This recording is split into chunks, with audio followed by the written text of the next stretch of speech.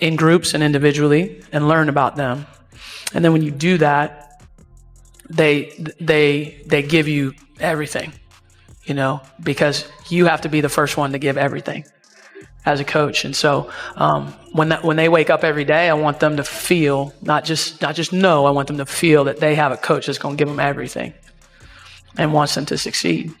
And so that's what we do for each other, and that's our connection. And we're so connected that way, and that doesn't mean it's... The meeting wasn't on the itinerary. Phones were removed, doors were locked, and one sentence inside Team USA camp changed everything. This is about Caitlin Clark.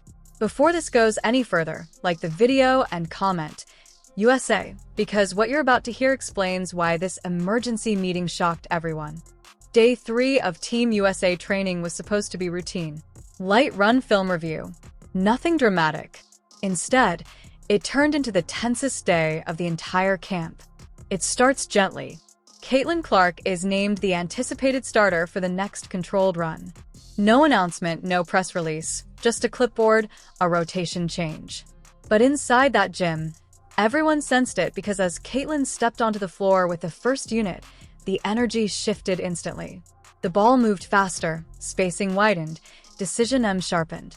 Have to compromise on. And I'm just so glad that she came out and said this, because obviously with everything that we've been seeing in the CBA, it's so much drama, it's so much he said, she said, it's so much of the WNBA and the WNBPA coming out trying to spin the narrative and get the public's opinion on their side. But Caitlin Clark has been one, like, she has turned down so many of these off-season leagues. She has turned down all of these other opportunities because she is trying to grow the WNBA. It seems like Caitlin has literally one focus, and it's to play in the WNBA, and it's to uplift the WNBA and women's basketball, and that's all she wants to do. This wasn't symbolic.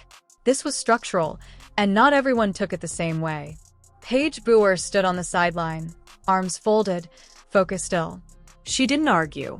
She didn't react publicly. But the moment stretched longer than typical, because this wasn't about minutes.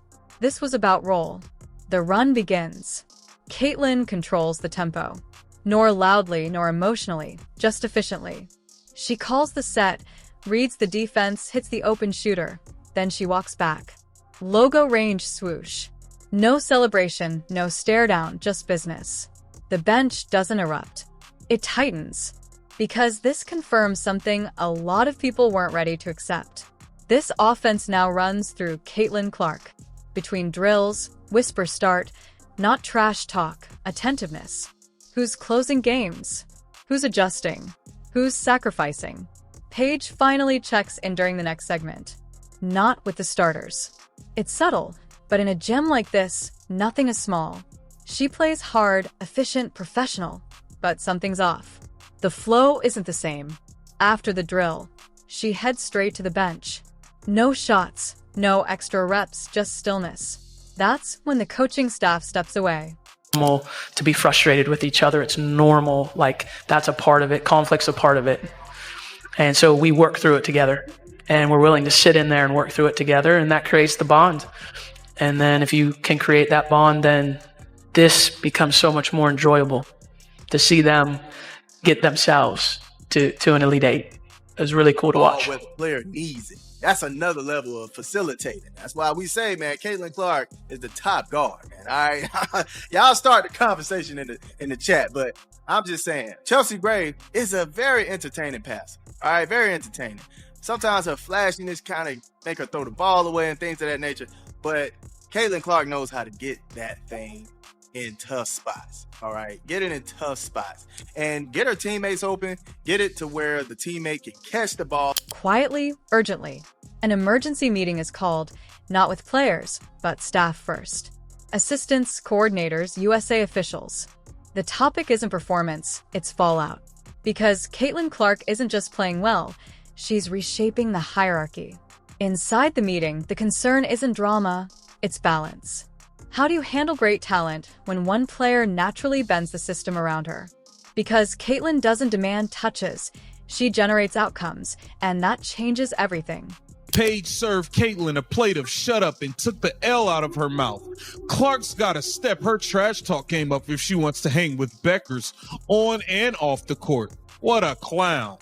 What a clown, man. These people are nuts. If she's all what y'all trying to make her be, why she got the third lowest attendance in the league? Why ain't none of y'all buying tickets to her damn games? Why are the TV ratings so low when she play? Y'all not even watching her. But y'all doing all this talking on Twitter.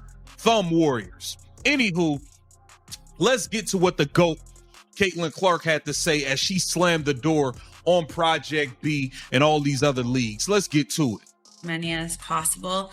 And let's go ahead and start with Sydney, please.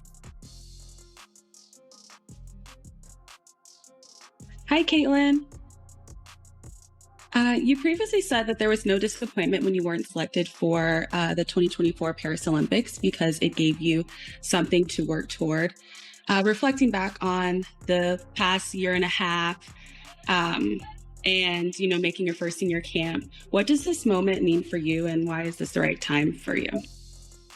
Yeah, I think anytime you can do a USA basketball related camp, or obviously in my past, it's been all junior national teams. And, I've been cut from some of those and I've played for 3 of them. So I think I've experienced both sides of it. And, this is the biggest honor you can possibly have in playing basketball in our country is wearing USA across your chest. So, I'm just excited to be here and honored. Obviously, it's kind of like the start to the new Olympic cycle and, Back on the floor, athletes feel the delay.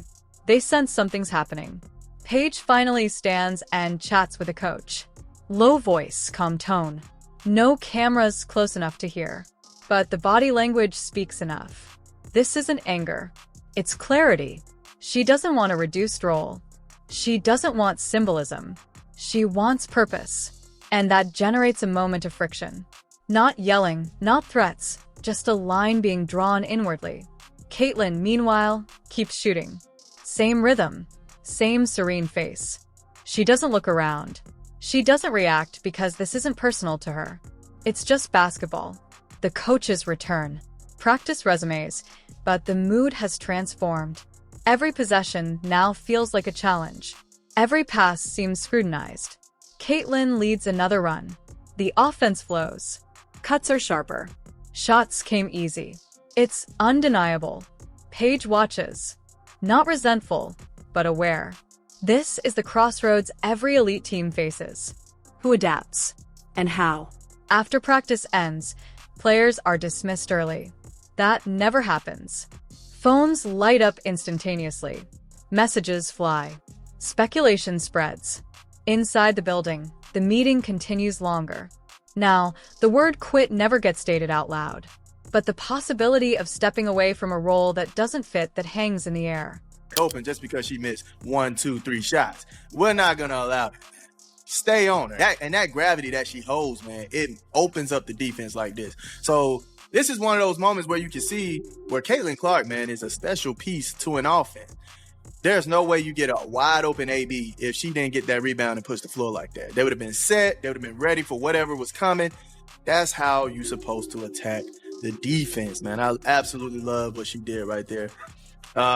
Also, we got Angel Reese and Brianna Jones, man, absolutely dominating Coach Tibbett in this drill right here. Watch this.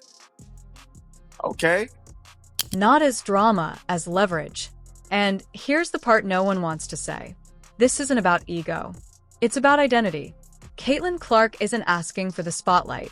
She's forcing the system to respond to reality. And when reality hits this hard, not everyone is ready. By the end of the night, nothing is announced.